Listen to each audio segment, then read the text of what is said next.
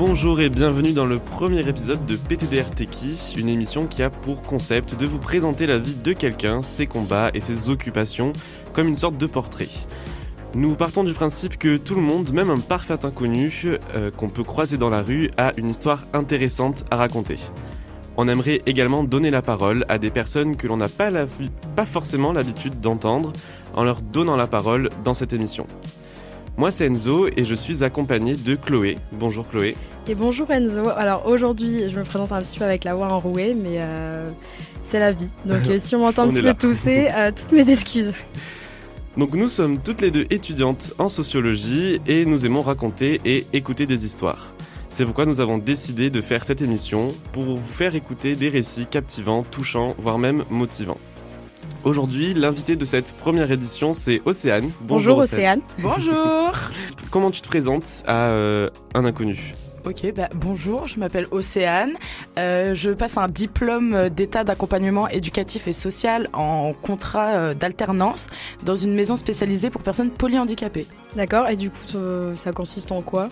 J'aide les personnes avec des handicaps à être un peu plus autonomes, à s'occuper un peu de leur hygiène de vie, leur hygiène quotidienne. Tout ça, je les accompagne. On fait des petits jeux des fois. En ce moment, tu fais quoi avec eux, par exemple ?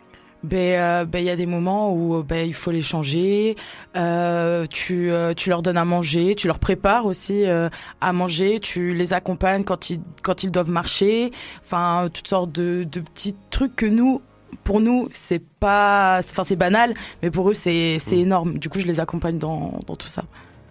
D'accord, et t'es contente globalement ? J'adore ce que je fais. Vraiment, j'adore ce que je fais.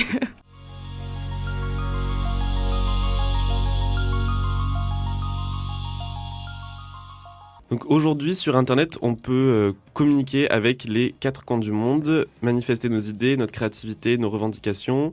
On peut également profiter d'un total anonymat ou s'exprimer de notre nom, notamment grâce aux réseaux sociaux. Toi, quel est ton rapport aux réseaux sociaux ? Alors moi sur les réseaux sociaux je fais du body positive. J'encourage les personnes à s'assumer tels qu'ils sont dans leur démarche en faisant des vidéos, en postant des posts sur Instagram, voilà. D'accord, du coup là on va parler plus précisément des réseaux sociaux, le body positive, donc on y reviendra un petit peu plus après. Du coup, en ce qui concerne les réseaux sociaux, est-ce que tu t'y sens bien, à l'aise de créer ton propre contenu ? Alors avant je vous aurais dit non. Mais à l'heure actuelle, là où on parle, oui, je suis très contente de ce que je fais sur les réseaux. Et c'est quelque chose qui est inscrit dans ton agenda quotidien ? Non, je le fais par pur plaisir. Je suis là dans mon canapé, je me dis go donner le sourire aux gens. Du coup, c'est pas un truc que je me dis faut impérativement que je fais ça parce que si je me dis que je dois le faire, j'aurais pas autant l'envie et la passion. Oui, donc tu te dis pas c'est 15h, ça c'est le moment de la petite story. Oui. C'est pas des cours. Du coup, je le fais par pur plaisir quand ça me prend sur un coup de tête. Même s'il peut être 3h du matin, je le fais. Est-ce que les réseaux sociaux, pour toi, c'est un moyen plus efficace de toucher les gens sur certains sujets ? Oui. Oui, après, ça dépend des applications, parce qu'il y en a où tu peux avoir plus de visibilité que d'autres. Mais oui, c'est assez important pour la communication avec les autres. C'est plus facile aussi je sais pas comment dire, de partager un sujet qui nous touche sur les plateformes plutôt que dans la vraie vie, aller voir des gens et leur dire oui alors moi ce que j'aime dans la vie, parce que on n'est pas très, il y a des personnes qui sont assez timides, du coup pour les personnes timides c'est pour partager ce qu'ils aiment, les réseaux sociaux ça devient de plus en plus important. Tu parlais des différentes applications, toi c'est TikTok, c'est ça ? Ouais, TikTok. Parle-nous un petit peu de TikTok, est-ce que c'est plus facile de créer du contenu sur cette application ? Alors oui, parce que déjà tu peux avoir plus de visibilité. Ça dépend. Après, ça dépend le contenu que tu fais, parce que y a des personnes qui vont aimer ton contenu, d'autres non. Mais si ton contenu est mis en valeur par l'application, c'est plus facile de partager ce que t'aimes et du coup entre guillemets de percer. Et les personnes ils vont voir ce que tu partages. Et c'est ça que j'aime aussi avec cette application, c'est que t'es pas obligé d'avoir une grosse notoriété pour pouvoir percer. Est-ce que ça peut permettre aux gens de s'éduquer à la tolérance ? Oui, je crois. Oui, mais après, il y a d'autres personnes qui le font pas. Voilà. Mais oui, c'est de plus en plus récent. Ça doit dépendre aussi du type de contenu que tu produis sur les plateformes. Oui, après, peu importe le contenu, ça passe. Vraiment, Et tu trouves que ces plateformes, c'est un accès plus facile au cyberactivisme? Question compliquée un petit peu. Oui, non, mais oui. Oui, mais il y a aussi beaucoup aussi de cyberharcèlement. Voilà, ça va ensemble. Sinon, c'est pas. Mais ouais. Ouais, cyberactivisme, on rappelle de l'activisme sur les réseaux sociaux. C'est ça. Tout simplement. C'est ça. Et du coup, est-ce que tu penses que c'est plus facile de combattre sur les réseaux sociaux que en vrai, que en réel, en faisant des manifestations ou En se regroupant. voilà. Pas obligatoirement, mais je pense que les réseaux sociaux maintenant ils ont plus d'impact sur l'actualité, on va dire, que les marches. Enfin, je sais pas comment vous expliquer, mais sur les réseaux sociaux, maintenant tu peux même faire des pétitions, tu peux faire tout ça. C'est peut-être un peu plus marquant parce qu'il y a pas beaucoup de personnes qui peuvent des fois aller marcher dans la rue. Oui, alors ça sur rassemble plus de personnes. Voilà, alors que sur les réseaux sociaux, c'est un peu plus facile d'accès pour les gens. Tu vas signer une pétition, tu vas dire au moins je l'ai fait. Alors que la marche dans la rue, tu peux pas être disponible tout le temps. Ouais, et du coup, tu penses peut-être ça fait plus d'effet de rassembler des millions et des millions de personnes sur les réseaux sociaux plutôt que pas une centaine, mais quand même beaucoup de personnes dans la rue pour toucher des grandes instances comme. Non, je trouve ça aussi important. C'est très important quand même d'être présent aussi physiquement dans ce genre de moment. C'est un effort beaucoup plus conséquent de se déplacer, de se montrer. Mais comme je l'ai dit, il n'y a pas beaucoup de personnes qui puissent le faire. Du coup, le seul truc qu'on peut faire sur les réseaux sociaux aussi, c'est faire ça, qu'on le fasse. Et s'il y a les personnes qui marchent et les personnes aussi qui sont là sur les réseaux sociaux, à la fin, oui, ça peut avoir un impact. Et est-ce que toi, tu as une idée du nombre de personnes que tu motives et que tu touches sur les réseaux sociaux? Pour l'instant, j'ai 19 000 abonnés. Bravo. Merci. Petite applaudisse. Ah ouais, voilà, je suis vraiment toute petite, niveau TikTok, c'est vraiment tout petit, mais sais que... c'est à la fois énorme. Voilà, c'est à la fois énorme quand tu dis, des fois il y a 19 000 personnes qui sont là, des fois ils voient ma tête, et puis même il n'y a pas que 19 000 personnes, il y a des personnes qui me suivent pas, mais qui peuvent me voir dans leur pour toi, dans leur For You page. Et du coup, je me dis, je touche quand même pas mal de personnes, même si on like pas, même si, voilà, par vidéo, la plupart du temps, niveau vues, je fais 3000 vues. Même si je fais pas les likes qui vont avec, je fais la plupart du temps 3000 vues. Du coup, je me dis, il y a quand même 3000 personnes qui me voient tous les jours, qui voient ma tête sur les réseaux. Oui. Mais c'est ça, parce qu'il y a différence entre abonnés quotidiens, entre guillemets, qui vont te regarder à chaque fois que tu sors du contenu. Qui ont même une notification dès que tu sors une vidéo et qui sont là pour vivre ce moment. Pas sur TikTok. Pas sur TikTok? Non. T'as pas de notification sur TikTok? Non. Ah. T'as une notification que pour les lives. Oh. D'accord. Oh. D'accord. Petite information du jour. On est donc sur un 3000 quotidien ou permanent même. Et après, selon du coup l'algorithme, selon ce que va proposer l'algorithme, ça va augmenter les chiffres et du coup tu vas toucher plus de personnes. Ou sinon ça descend. Il y a des moments où je peux faire moins, mais pas en moyenne, mais voilà, 3000 personnes. Des fois, quand je regarde les statistiques et tout, il y a en moyenne 3000 personnes qui voient mes vidéos assez quotidiennement, on va dire. Du coup, c'est... Est-ce que tu fais attention aux chiffres ? Est-ce Non. que c'est quelque chose qui te dit « Ah mince, j'ai pas fait assez Mais ça rejoint l'idée de... t'as pas d'agenda, entre guillemets, de quand je dois poster une vidéo et tout. C'est vraiment quand... c'est pour le moment, en fait. Mais il y a des moments, je peux faire une vidéo qui va pas faire beaucoup de vues, qui va pas toucher beaucoup de personnes, mais il y a des personnes qui vont se sentir concernées limite plus que les autres vidéos, et je sais que ça va leur faire du bien. Moi, mais le nombre de vues, je me dis pas, oh là là, j'ai baissé de 100 vues aujourd'hui, je me sens tellement mal. Ah non, moi si j'ai baissé de 100 vues, mais qu'après je reçois un message sur Instagram en mode merci et tout pour ce que tu fais. Mais moi les 3000 vues par jour, mais je m'en fiche, je m'en fiche. Tu postes régulièrement, à peu près? Oui, quand même. J'essaye, vraiment, j'essaie. Les TikTok, au moins un TikTok par jour. Mais c'est compliqué. Puis j'ai des projets aussi en tête par rapport à mes TikTok. Du coup, j'essaie un peu d'être présente sur la plateforme, et même des fois, je manque d'idées. Je me dis, je sais pas quoi faire. Un TikTok par jour, c'est déjà conséquent. Vu que après moi je m'y connais, je poste pas régulièrement sur TikTok, mais c'est compliqué. Même si on est de la même génération, moi personnellement TikTok, je Oui. galère. Hein. Moi aussi, j'ai essayé.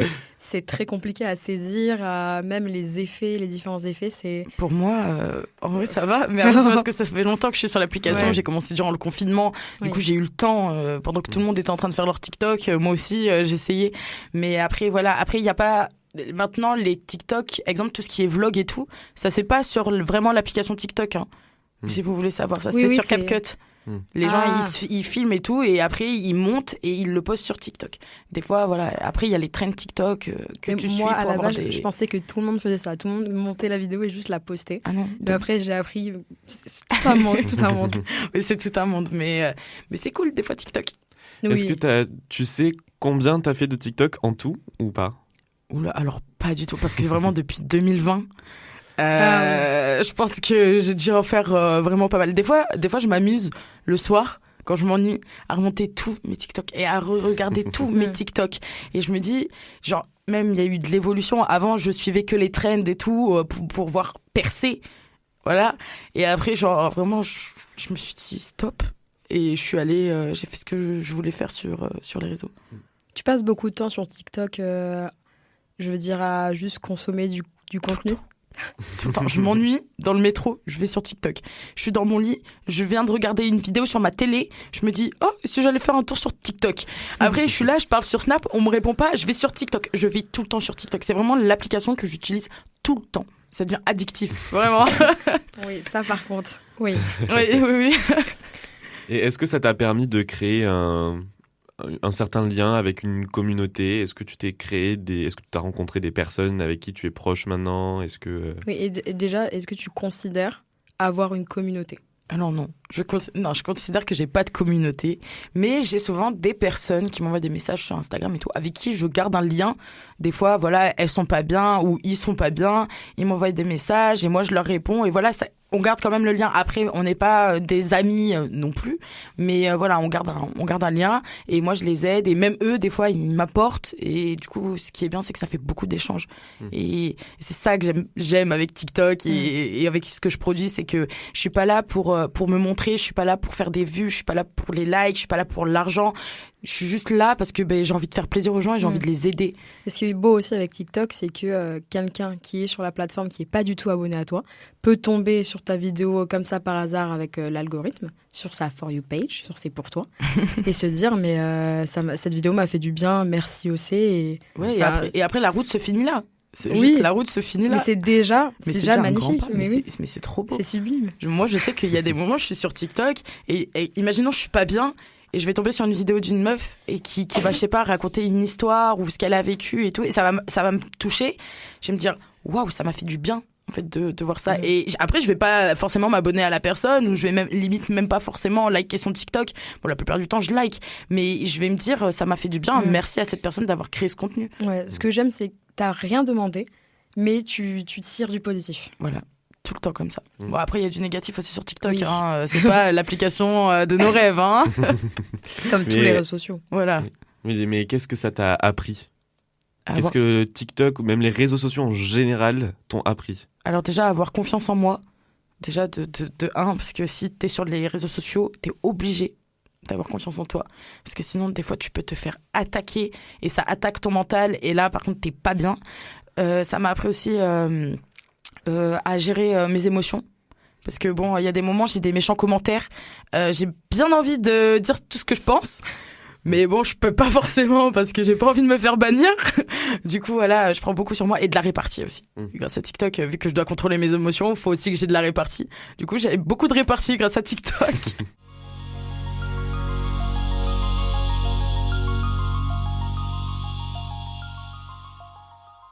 Pour rebondir du coup en fait sur qu'est-ce que tu fais sur les réseaux sociaux, qu'est-ce que c'est ton combat? Qu'est-ce que tu combats sur les réseaux sociaux?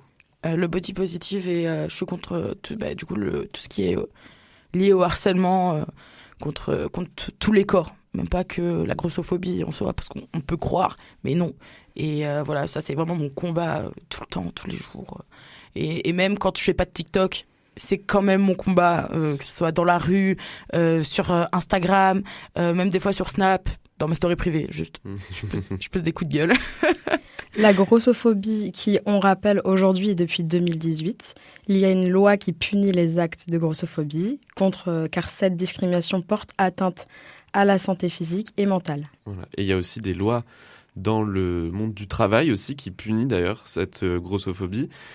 Mais c'est des lois qui, on en parlera plus tard, mais qui ne punissent pas la discrimination sociétale. Voilà, donc parce que c'est quand même assez particulier à qualifier quand un acte sociétal fait du mal à la personne. C'est compliqué pour contextualiser. Et le body positive, tu as expliqué, c'est quoi ta définition à toi du body positive ? Alors moi, le body positive, c'est accepter son corps comme il est. Voilà, tu peux être, comme les gens disent, tu peux être skinny, tu peux être grosse, tu peux avoir tu peux avoir un petit bidou, les mid-size, voilà, c'est comme ça. Tu peux être, tu acceptes ton corps comme il est, ton corps, c'est de l'art. Wow. D'accord, tu dois le montrer parce que ton corps il est trop beau et pour moi c'est ça, c'est montrer, c'est vraiment un combat parce que avec tout ce qui est la société, les mannequins, tout ça sur les réseaux sociaux, ou même les actrices, tout ce qui est télé-réalité, on s'en sort plus. Et pour moi, c'est très important d'accepter son corps comme il est. Du coup, tu l'auras compris, on arrive dans la partie body positive, le vif du sujet. Donc, ma prochaine question, qu'est-ce qui t'a poussé à te motiver à mener ce combat sur les réseaux ? Est-ce qu'il y a eu un événement ou, comme je pourrais le dire, le ras-le-bol ? Ouais. Depuis petite, je me fais harceler, en fait. Vraiment, depuis que je suis en petite section. Bon, elle est plus grande section parce que petite section, on peut pas appeler ça vraiment du harcèlement parce que mes grandes sections, il y a vraiment ma maman, elle m'a raconté des histoires où c'était horrible. Ma maîtresse, au lieu de me punir avec des croix, elle me faisait courir. Pour que je perde du poids dans la cour de récré, voilà, devant tout le monde. Les petits se moquaient de moi. Il y a tout ça. Après, avec le temps, j'étais petite, sur le coup, ça fait rien. Puis après, je suis rentrée en CP. Et là, on a vraiment commencé à vraiment m'harceler pour mon poids et tout. Et ça, jusqu'à ce que je sois en seconde. Et vraiment, au bout d'un moment, pendant le premier confinement, je me suis remise en question sur moi-même et tout. Et j'en ai eu trop marre. Je me suis dit, j'en ai marre à chaque fois que les gens, ils sont là, ils me regardent dans la rue, en mode, je suis une bête, je suis pas belle. Enfin, voilà. Et ma sœur, elle, qui était, on va dire, dans les critères de la société, elle m'a dit, mais Océane, tu te rends pas compte à quel point, en fait, t'es belle. Et juste le fait que t'aies pas confiance en toi, du coup, ça donne pas ton charme. Du coup, aime-toi. Pourquoi tu t'aimes pas ? Et elle était là, moi j'aimerais trop être comme toi et tout. Et entendre ça de la bouche de sa petite sœur, je peux vous dire que ça vous fait un déclic de fou. Déjà avec tout le harcèlement vécu avant, je me suis dit, go girl, vas-y fonce, au pire tu t'es fait harceler toute ta vie. Pourquoi t'as peur de te faire encore plus harceler que tu ne l'es déjà ? Ça sert à rien. Du coup, j'ai foncé tête baissée. Et c'est ça qui t'a poussé à te lancer sur les réseaux sociaux ? Ouais, c'est ça. C'est tout le harcèlement. Les gens qui me disaient t'es grosse, t'arriveras jamais à plaire. Les garçons qui me recalaient en mode je suis désolée, mais si t'étais un peu plus fine, peut-être que ça aurait pu. Et vraiment, quand tu reçois ça, mais pas tous les jours, mais quand même, tu te dis je suis partie en dépression et tout. C'est gros mentalement tout ça. Mais à la fin, on arrive toujours à s'en sortir quand t'as les bons appuis. Tu peux y aller. Surtout que ça, ce phénomène sociétal, qui est la grossophobie, a vraiment un impact sur le monde du travail même. Là, ça va être un petit peu le moment chiffre, mais les personnes grosses sont clairement sous-représentées, alors que 50% de la population française est en surpoids. Et cette discrimination, elle a un impact direct, comme je le disais, sur le monde du travail, puisque d'après un article du Monde, 45% des demandeurs d'emploi interrogés estiment qu'il est acceptable de refuser un emploi à quelqu'un du fait de sa corpulence. Petite réaction par rapport à ça. Mais moi, c'est du n'importe quoi. C'est comme tout ce qui est IMC et tout. Pour moi, c'est du n'importe quoi. Tu peux être accepté dans un métier. Enfin, je suis désolée, mais pour être, exemple, secrétaire. C'est quoi ton problème parce que j'ai un peu de poids en trop ? C'est pareil dans le commerce, tout ce qui est directrice marketing et tout. Pourquoi je dois être toute fine juste pour représenter une marque ? Je peux être belle quand même. C'est pas parce que voilà, j'ai quelques kilos en trop, j'ai des grosses joues, que je peux pas représenter la marque. Enfin, il y a plein de trucs comme ça. Je trouve que c'est n'importe quoi. Tout le monde du travail, en général, ceux qui acceptent pas. Après, il y a des métiers, je peux comprendre. Il y a des métiers, exemple, armée de l'air. Voilà, tu vas pas... oui, normal, tu dois perdre du poids un minimum. C'est plus une histoire de conditions physiques, là. Voilà, là, c'est ça. Mais tout ce qui est... Parce que dans la plupart des métiers, même le mannequinat, c'est montrer un vêtement. Mais c'est oui. ça. Donc, Non, que ce soit sur n'importe quel type de corps, le vêtement, il est porté. Voilà. Donc on le voit. Bah surtout que les mannequins qu'on voit, je sais pas si t'en vois beaucoup toi dans la rue. Hein. Non. Voilà. C'est vrai. Voilà. Non mais c'est vrai, tu vas voir un vêtement sur un mannequin, tu vas dire waouh, il est trop beau et tout, je le veux trop. Tu vas le porter sur toi, tu vas dire ça rend pas comme sur l'affiche là, je comprends pas pourquoi. Mais c'est parce que même les mannequins sont photoshopés. Dans tous les cas. Alors bon, au bout d'un moment, tu peux plus rien faire. Moi, je me fais plus aux photos que je vois. Moi, je vais dans le magasin, je l'essaie et après, si ça me va pas, je repars. On a l'impression que les mannequins sont là pour idéaliser le vêtement, alors que les mannequins, c'est pas la population moyenne. Même, ouais, c'est ça, la population moyenne n'est pas d'une taille mannequin. Pas du tout. C'est... Pas du tout. Hein. Si on regarde l'IMC... la plupart des gens, soit on est en surpoids. Pour ma part, on m'a dit que j'étais en obésité morbide. Alors les gens, ils me voient pas là parce que je suis en train de parler dans le micro.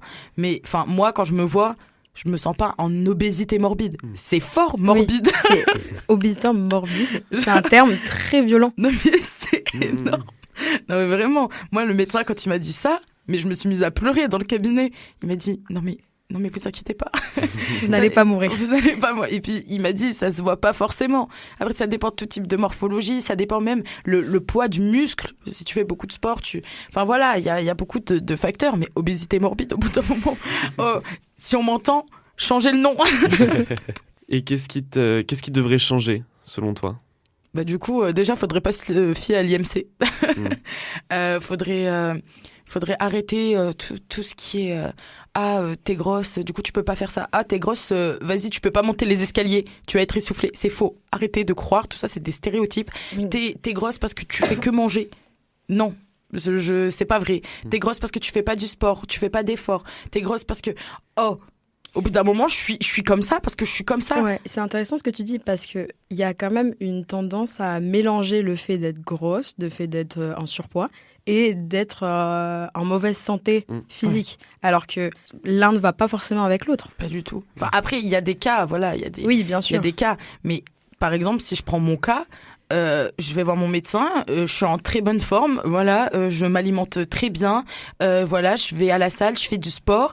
Et pourtant, voilà, avec la morphologie, la génétique et la génétique aussi, les parents. Enfin, moi, je sais que mon père, lui, par contre, c'était un gros nounours.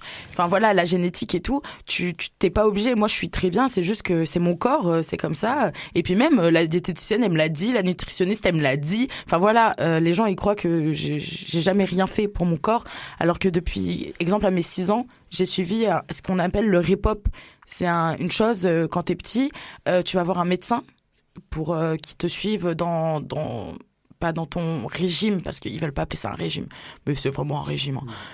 Tu vas voir une nutritionniste, une diététicienne, tu vas à la kiné pour faire du sport. Enfin voilà, moi depuis mes 6 ans, j'étais dans ça.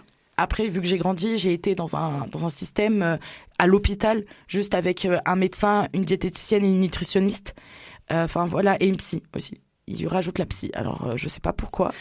Mais je pense que c'est parce que ça doit être dur mentalement. Mais voilà, et voilà. Et désolée, j'ai répété plein de fois. Et voilà. Mais non, c'est pas grave. Mais les gens. Grave. Juste sois toi-même. Mais les gens, ils se disent, ouais, juste en fait, elle est là sur son canapé à manger des paquets de chips. Alors que déjà, c'est trop cher. Les chips, c'est beaucoup trop cher, alors non.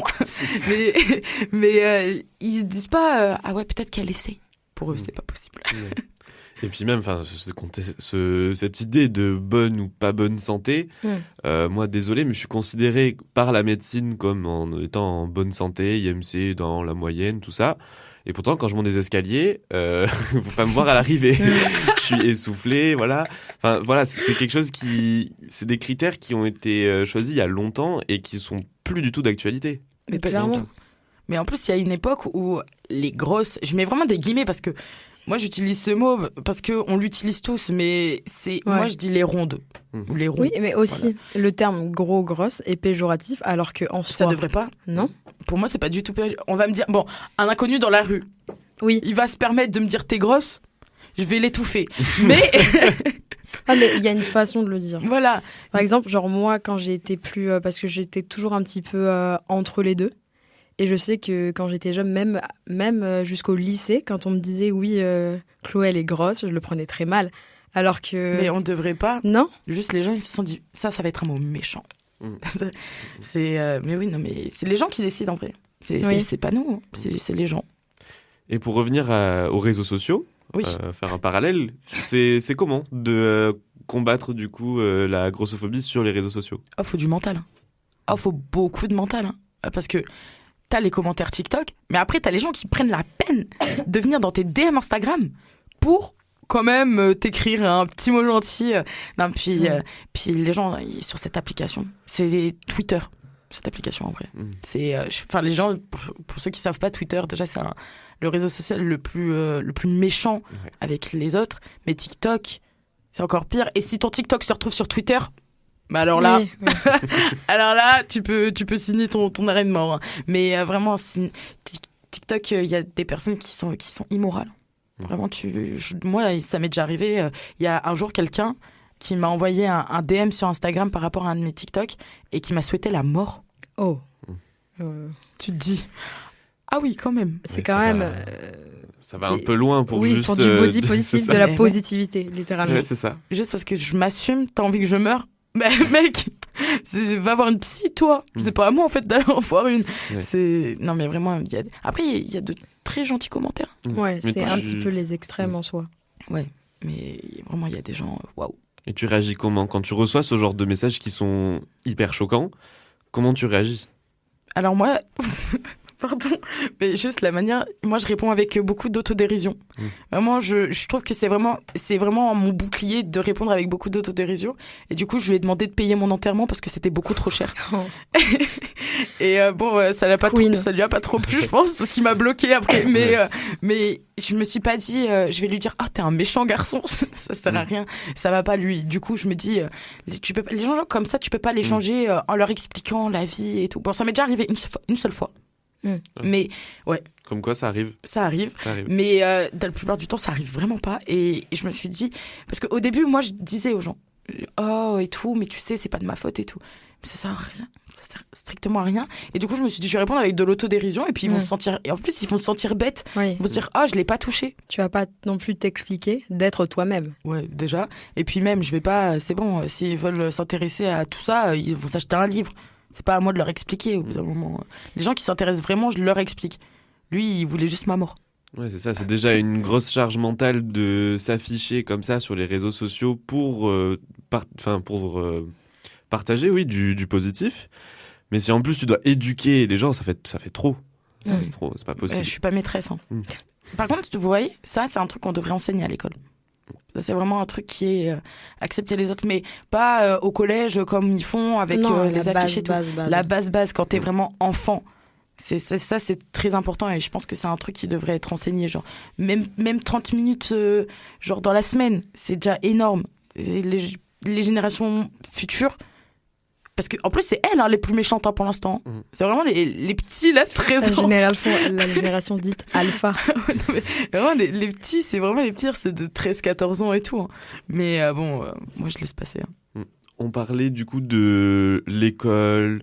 Est-ce que et que du coup, toi, aujourd'hui, tu es dans ce monde un peu de la santé, de tout ça, à peu près? Oui.